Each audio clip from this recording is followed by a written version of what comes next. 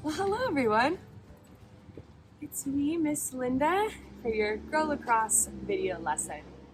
I'm not coming to you from any gardens today. I'm actually coming to you from my house. I brought this nice big pumpkin home just in time for one of my favorite holidays, Halloween. Now, you might be watching this video this week before Halloween, or you might be watching it next week after Halloween. But because we're so lucky that that holiday, Halloween, comes around every year, you can learn a little bit about it now or learn about it later, but that knowledge will carry with you since we love to celebrate it every year. Thank you again for your reflections last week on all of our cultural connections with our wonderful guest speakers. Coming to an end of that series, I was thinking, gosh, I really enjoyed hosting other folks and learning the knowledge of their gardens and just the knowledge that they have about growing food and continuing that. So for the next 6 weeks, a new series, I've reached out to our friends at UWL, the University of Wisconsin Lacrosse, and I found 3 wonderful folks, my friends Hannah, Joey, and Katie, who are going to guide us through these next 6 weeks of lessons on different aspects of the gardening that they really enjoy and that knowledge that they want to share with you. Now, to get started, I've reached out to Hannah because she knows so many interesting things about pumpkins, even about big pumpkins just like this. Now, should we go visit her? I think I saw her over at State Road Elementary because we had those cute pumpkins that we showed you last time in the hoop house. So let's go visit Hannah and see what she has to tell us a little more, not just about how pumpkins are grown, but about where they come from and how they're used, not just here in America, but other places in the world. Let's go check it out. Hello everyone, my name is Hannah and I'm a student at UW Lacrosse this semester helping grow out. And I'm here to talk to you guys about pumpkins.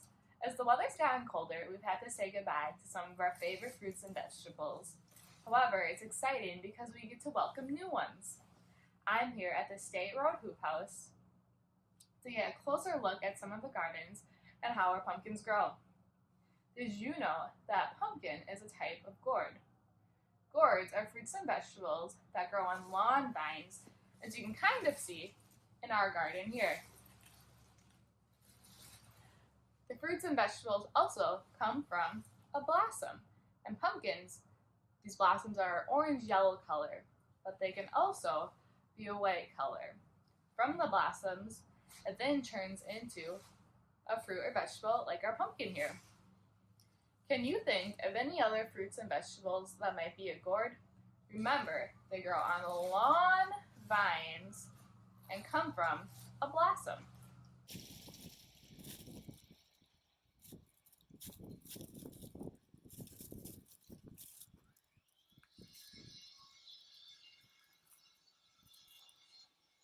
That's right. Cucumbers, honeydew melon, zucchini, and cantaloupe are all different types of gourds, just to name a few. They come in a variety of shapes and have a lot of different tastes. I think gourds have a lot of diversity. There's a large variety in the fruits and vegetables and the way that they look, feel, and taste. When it comes to gourds, there are many options for being able to fuel our bodies with different types of healthy foods. Believe it or not, there's also a diverse amount of ways to use a pumpkin. In America, we usually use pumpkins for jack-o'-lanterns or maybe decorating our house in the fall, or maybe some pumpkin pie. However, pumpkins used to not grow in America at all. Seeds had to be brought over from Mexico and Central America from where the pumpkins are native to. Native means that's where they originally started to grow. It's hard to imagine Halloween without any jack-o'-lanterns, but we can thank the people from Mexico and Central America for continuing to grow these pumpkins so we could bring the seeds over to America. People from Mexico and Central America use the pumpkin very different than how we do today. They use it for food and make sure to use every piece of our pumpkin here. I'm going to take you back to my kitchen later and open up more of the pumpkin. But for now, then we'll make sure to eat the skin of the pumpkin, the flesh that's inside, and even the seeds. So, I'm going to take you guys back to my kitchen, and we're going to learn how we can incorporate our American culture and the Hispanic culture. We're still going to make a jack-o'-lantern, but we're going to try cooking with our pumpkins too. Welcome everybody to my kitchen where we're going to make pumpkin seeds. So first, I stopped at Festival and got a larger pumpkin because I want to have a pumpkin that's going to have enough seeds for me and all my roommates to eat, and the pumpkins at the hoop house were little. So to start off, you're going to have some type of bowl ready to put seeds in. You're going to need a large spoon to scoop your pumpkin out, and some sort of knife to cut a hole on the top. So to start off, we're going to cut that hole in the top of the pumpkin. When using a knife, it's probably going to need a sharp knife to cut through the pumpkin. So just make sure you're being careful or ask somebody for help.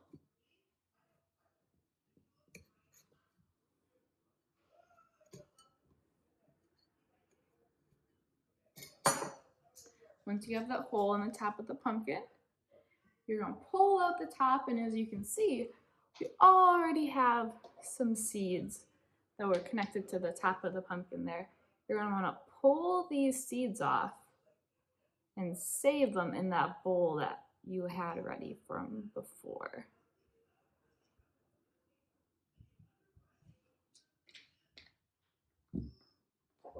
Alright, once you have those saved, you're going to take that big spoon you had ready and start to scoop some of the guts out of your pumpkin. If you look inside mine here, you can see there are lots of seeds in there and lots of guts to go through. So, as we do this, I'm going to go ahead and scoop certain parts out. And you have these fleshy orange pieces. You can go ahead and throw those away, or if you have a compost, go ahead and throw them in your compost. And then all the seeds we're going to save in our bowl. So you go ahead and keep doing that until you get most of this fleshy orange stuff out of the middle and the sides of your pumpkin. It's going to take me a little bit to clean this pumpkin out, so I'm going to get back to you guys with the next steps once I have this all cleaned out. Alright, so I got most of my pumpkin cleaned out. If you look inside there now, there aren't as many guts and stringy things as there were before. When cleaning it, I did have to get my hand in there and scoop around to kind of get some of the extra junk out of there. But it was nice and clean, and it's important to make sure you get as many guts as you can out of your pumpkin so it lasts longer during Halloween. Otherwise, if you leave lots of guts inside, it'll rot pretty quickly, and your jack-o'-lantern won't be around for long. So if you look in my bowl here, you can see all the seeds we got. However, they still have lots of orange pumpkin guts on them. So our first step is going to be to rinse all of that off. Alright, so before we can start cooking with our seeds, we have to work on getting all of the orange fleshy pulp out of there. So we're going to take them over to the sink and rinse them. You can do this with a colander or a bowl, but you just want to mix the seeds around and pull out all of that orange gunk. Alright, once we have all of the pumpkin guts off of our pumpkin seeds here, we can finally start to cook them. So, you're going to want to preheat your oven to 350 degrees, and then put your pumpkin seeds in a fresh bowl there. And to cook them, we're going to need olive oil, salt, and garlic powder. However, pumpkin seeds are really versatile, and you can make them whatever flavor you'd like. So if you like sweet, you could use cinnamon and sugar instead. However, I like salty, so I'm going to stick with the salt and garlic powder. So to start, you're going to add a tablespoon of olive oil in. And then you're going to add a 1/4 teaspoon of salt.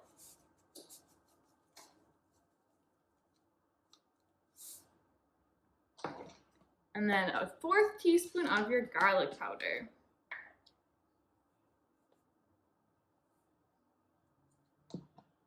Then I'm going to grab a spoon here and mix it all together. Make sure all the seasoning and salt is evenly dispersed over your seeds. And then I have a baking sheet here with aluminum foil on it. And we're going to lay the seeds evenly across the baking sheet.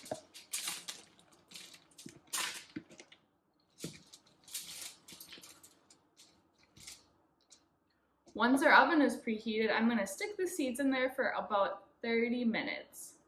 So I'll check back with you guys once our seeds start to cook. Alright, well, the seeds are finishing cooking. I want to let you guys know a little bit more about different cultures and how they use pumpkin, like we were talking before about in the garden. In Spanish, calabaza is the word for pumpkin. Do you want to try saying that with me? Calabaza. Yeah, really good job, guys. So, a long time ago, the Aztecs and Mayans that lived in Central America and Mexico used the pumpkin for food. So I'm going to take our pumpkin here. They would make sure to eat all the different parts of the pumpkin. So they would eat the skin. Look inside, you see this flesh. They'd eat all of that, and they would eat the seeds like we're going to do today. Pumpkin was a really good food source for them because these pumpkins have a nice hard shell and they last a decent amount of time compared to some other fruits and vegetables. Pumpkin is still really important in the Mexican culture today.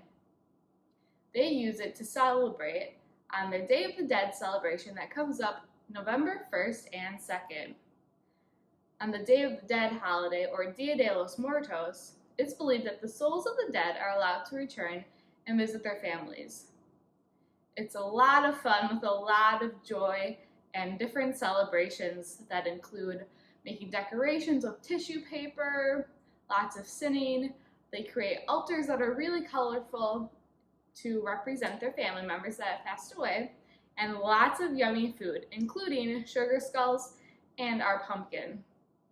They cook with the pumpkin to make a variety of different things, but one of the most popular is called calabaza in tacha, which means candied pumpkin. To do that, they take the pumpkin and they cut out big strips of our flesh here, and they soak it in a nice sugary kind of syrup, and it turns into a really sweet and yummy treat. I'm so glad today we could come together and talk about how the food we eat can be really important to our culture. Each culture uses food in a different way. Let's go see if our pumpkin seeds are ready. All right, I'm going to take a peek at our seeds here. They're looking really yummy. I think they are about done. So if you look at our plate here, you can see how our seeds kind of have a nice golden brown color to them. This is how we want them to look. So they'll be nice and crunchy and yummy to eat. I'm going to go ahead and try one, make sure they're nice and crunchy. They're really good. I wish you guys were here so I could share them with you. But you can make them at your own house with your family and try some of them for yourself. So while our pumpkin seeds were cooking, I worked on making a fun, cute little jack-o'-lantern here to decorate my house. So with my jack-o'-lantern and our pumpkin seeds, we were able to bring two cultures together today. I think that's really amazing, and I'm so glad you guys could join me to help bring together our American and Hispanic cultures. Well, I learned a lot of new things about pumpkins. Did you? I thought so. Hannah had a wonderful well of knowledge when it came to this special vegetable. I have made the seeds before, and I do know them as a name called papitas, if you're familiar. It is the baked pumpkin seed. Now, I need to get to work. Now that I know that, I need to cut the top off and clean out the inside. I brought my bowl and my spoon, and I'm about to get ready to work on this. I bet you I can make a pretty cool face for my jack-o'-lantern all along this face as well. thank you, Hannah, for teaching me how to be safe and what tools to use in order to get those wonderful seeds out and baking them, and also a good idea for a cool jack-o'-lantern design. We can do a lot with food, not just eating it, but it's storytelling and designs. It's just another few great reasons why I really love gardening. There's just so many aspects to take part in, and something for everyone, because everyone has a place in the garden. Well, thank you again for your time, and we'll see you next week in the gardens.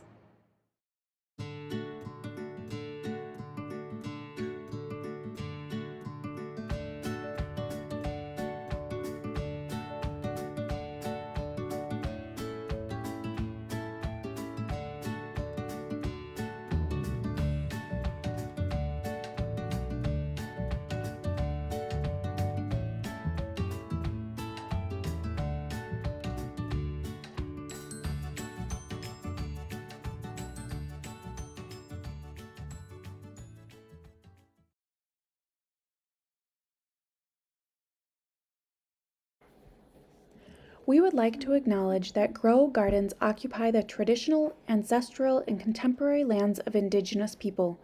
The Ho-Chunk Nation has been on these lands for over 3 ice ages. The Dakota to the west of the Mississippi have resided for countless generations. Please join us to honor that heritage and the sacred lands of all Indigenous people. This acknowledgement is an opportunity to increase awareness of the historical and present spiritual and personal significance of this land to its original stewards.